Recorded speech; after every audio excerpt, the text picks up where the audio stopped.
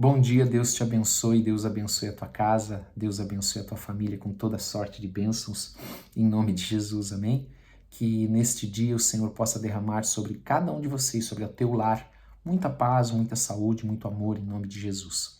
Este é o dia que o Senhor fez, nele nós nos alegraremos. Quero te convidar a abrir a tua Bíblia, lá em Lucas, capítulo 21, verso 20. Nós vamos continuar falando sobre o assunto que nós começamos ontem, o princípio das dores os eventos que vão ocorrer depois, amém? Que Jesus está aqui narrando no versículo, no capítulo 21 do Evangelho de Lucas, amém? Antes eu quero orar com você, Senhor, em nome de Jesus, dá-nos sabedoria e entendimento desta palavra, para que possamos compreendê-la e colocá-la em prática nas nossas vidas, em nome de Jesus, porque não só de pão viverá o homem, mas de toda palavra que sai da tua boca. Em nome de Jesus, amém e amém. Em nome de Jesus Cristo. Quero dizer para você que há um paralelo entre o pão comer com a palavra de Deus praticar. Amém? Entenda isso. O comer para nós é o praticar a palavra de Deus. Nós nos alimentamos da palavra de Deus e completamos esse ciclo, como eu disse já outras vezes, praticando a palavra de Deus. Lembrando aqui, contextualizando, que Jesus começou a falar sobre o princípio das dores. Aqueles eventos que vão acontecer numa dimensão que nós nunca antes vimos, como guerras, terremotos, pestes, fome, e grandes sinais nos céus, que é um diferencial. Grandes sinais nos céus. Então ele fala que tudo isso vai acontecer, mas isso é só o princípio das dores. Não precisa ficar com medo. Não fique com temor. Amém? Que isso está só anunciando que está próximo a vinda do Senhor. Aquela última semana que eu falei, profetizada por Daniel. Daniel profetiza sobre as 70 semanas de Daniel e falta uma semana para completar as 70 semanas. Nós já vivemos, a palavra de Deus já relata as 69 semanas, amém? Até a morte do Cordeiro e a ressurreição. Então as 69 semanas se encerram aí e agora nós também estamos num lapso, vamos dizer assim, de tempo, onde aguardando que a última semana comece e se cumpra. São semanas de anos, então uma semana, esta última semana significam 7 anos. Ontem eu falei sobre os pré-tribulacionistas, meso e pós. Alguns me perguntaram o que é isso. Isso é aqueles que creem segundo o seu entendimento, tá? Por isso que tem 3 vertentes, porque é segundo o entendimento deles. Que Jesus vem antes, ou que Jesus vem no meio, ou que Jesus vem no final. Eu tenho a minha posição, mas não é sobre isso que eu quero falar agora. Amém? E aqui Jesus ele continua falando sobre esse tema e agora ele vai falar sobre Jerusalém sitiada, que diz aqui na epígrafe do meu texto antes do versículo 20. E ele começa lendo o versículo 20, falando no versículo 20 assim: quando porém virdes Jerusalém sitiada de exércitos, sabei que está próxima a sua devastação. Entenda que ele continua falando de uma maneira que se mescla o ano 70 depois de Cristo, quando Jerusalém de fato ela é destruída, e não fica ali pedra sobre pedra, com a segunda vinda de Cristo, o final dos tempos. Então, ele ora, nós podemos entender que ele está falando sobre isso e ora, nós podemos mesclar e entender que ele está falando sobre esta última semana. Amém? Esta última semana profetizada por Daniel.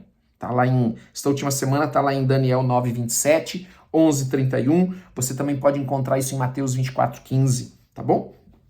Depois você pode ler lá, se você tiver interesse de ler e se aprofundar um pouquinho mais. Amém? E aí esse trecho que nós lemos agora, quando vir Jerusalém sitiada, e eu citei aqui Daniel 9:27, fala principalmente sobre o abominável da desolação, que também nós vemos lá em Mateus 24:15. O abominável da desolação nada mais é do que o anticristo, porque diz a história aqui que o templo de Jerusalém será restaurado, e o anticristo, então, ele vai se assentar no trono e exigir ser adorado como Deus. Então, por isso que ele é chamado do abominável da desolação, tá? Então, os que estiverem na Judéia, fujam para os montes, os que se encontrarem dentro das cidades, retirem-se, e os que estiverem nos campos, não entrem nela. Porque estes dias são dias de vingança para cumprir tudo que está escrito. Então, esta última semana, que é a segunda vinda de Cristo, é uma vinda para juízo. Amém? Para juízo, para julgamento. E ele diz assim: porque estes dias serão dias de vingança para cumprir-se tudo o que está escrito. Tudo está escrito onde? Na palavra. Lembre-se que eu sempre falo isso. A palavra, ela concorda de Gênesis a Apocalipse, ela não se contradiz. Versículo 23. Ai das que estiverem grávidas. Esse termo é interessante você entender. Por que ele fala ai das que estiverem grávidas? Porque uma mulher grávida, ela era considerada uma mulher abençoada. Não ser estéril era uma bênção. Nós já falamos sobre isso muitas vezes. Amém? Então, aqui está dizendo ai das que estiverem grávidas, ou seja, ai daquelas que até foram abençoadas com a gravidez e das que amamentarem naqueles dias. Porque haverá grande aflição na terra e ira contra este povo. Olha o que ele está falando, grande aflição na terra e ira contra esse povo. Deixa eu te falar uma coisa, na destruição de Jerusalém em 70, que como eu falei, ele mescla 70, quando é destruído com a segunda vinda de Cristo, o juízo. Conta a história que quando aquele general entra em Jerusalém e ele tranca Jerusalém na época da Páscoa, se não me falha a memória, eu acho que era Páscoa, você vê, eu falei sobre isso, acho que fazem 4 dias, eu já esqueci, da Páscoa, havia muita gente lá, então foi uma matança do sangue correr pelas canaletas das ruas. Né? Se nós pudéssemos dar uma ilustração, seria dessa forma. Então tamanha foi ali essa aflição que houve naquele momento. Cairão ao fio da espada e serão levados cativos para todas as nações.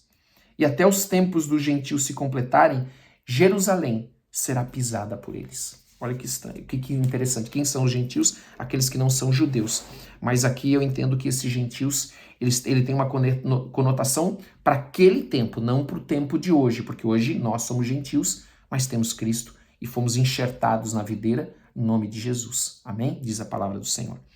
Diz ainda, agora ele volta a falar dos sinais, olha só. Haverá sinais no sol, na lua e nas estrelas. Lembra que eu falei que um grande diferencial desta segunda vinda de Cristo são os sinais nos céus? São os corpos celestiais sendo abalados de alguma forma? Haverá sinais no sol, na lua e nas estrelas. Sobre a terra, angústia entre as nações, em perplexidade por causa do bramido do mar e das ondas. A Bíblia aqui ela fala de grandes terremotos e grandes maremotos que acontecerão, que engolirão cidades inteiras. Amém? E diz assim, haverá homens que desmaiarão de terror. Aí sim, você vê no princípio das dores que nós vimos ontem, você não precisa temer. Mas aqui já diz que haverão homens que desmaiarão de terror. E pela expectativa das coisas que sobrevirão ao mundo, pois os poderes do céu serão abalados. Então, se verá o Filho do Homem, a segunda vinda, dizendo assim, se verá o Filho do Homem vindo numa nuvem com poder e grande glória. Então, o Senhor vai estar sobre as nuvens. E nós vimos ontem, lembra que alguns vão dizer, olha, eu sou Cristo, amém? E ele diz, não vá, não siga, tá? E aqui diz que Jesus então virá sobre as nuvens, o Filho do Homem vindo numa nuvem com poder e grande glória. Isso está lá em Daniel 7,13 também, tá? É o mesmo texto que fala lá em Daniel 7,13, se referindo a essa vinda do Filho do Homem com grande poder e glória. Ora, ao começarem estas coisas a suceder, exultai e erguei a vossa cabeça, porque a vossa redenção está próxima. Amém? Olha que coisa tremenda, a vossa redenção está próxima. É porque nós chegamos no final, estamos chegando de fato no final. Quando estas coisas aqui acontecerem, esses sinais nos céus, quando as pessoas vão desmaiar de terror pela expectativa das coisas que vão vir.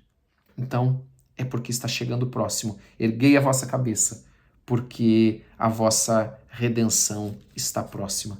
Amém? Glória a Deus por isso, que texto tremendo, amém? Falando das coisas futuras, das coisas que estão por vir e que nós precisamos guardar no nosso coração para não sermos enganados. Como nós vimos ontem, eu acho que é muito importante nós relembrarmos isso.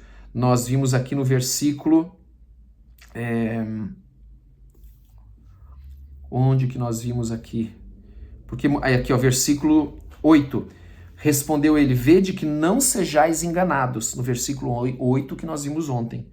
Porque muitos virão em meu nome, dizendo, sou eu, ou também dizendo, chegou a hora. Não os sigais, porque nós vemos aqui Jesus, ele está Jesus está aqui descrevendo como os eventos vão ocorrer. Amém? Eventos vão ocorrer. E nós podemos, por exemplo, ver que não há esse sinal nos céus ainda, que os poderes dos céus ainda não foram abalados. Então, isso como eu disse, é uma diferença. Quando eu estava lendo ali, falei para você ontem sobre o princípio das dores, né? Era um diferencial, porque muitos podem dizer assim, não, as guerras existem, as fomes existem, a epidemia existe, então está chegando a hora, mas nós não vemos os sinais nos céus. Amém? E aqui diz que as pessoas vão desmaiar, os homens desmaiarão de terror, pela expectativa do que está acontecendo, porque vai ser tudo numa dimensão que nós nunca vimos, nunca experimentamos, que nós nunca presenciamos. Amém? Em nome de Jesus. Vamos orar? Glória a Deus. Este texto é um texto tremendo. Amanhã nós vamos falar sobre a parábola da figueira, que é uma continuação do que Jesus está falando sobre as coisas que vão ocorrer ainda, vão acontecer ainda. Amém? Esses eventos finais, antes da sua segunda vinda, durante a sua segunda vinda, e ele está nos ensinando aqui, nos orientando para que nós não sejamos enganados. Conhecer a palavra quando nós conhecemos a palavra, nós não somos enganados. Amém? Vamos orar. Senhor, em nome de Jesus, nós queremos te agradecer por esta manhã. Pedimos que o Senhor abençoe a cada um de nós aqui em nome de Jesus, com sabedoria.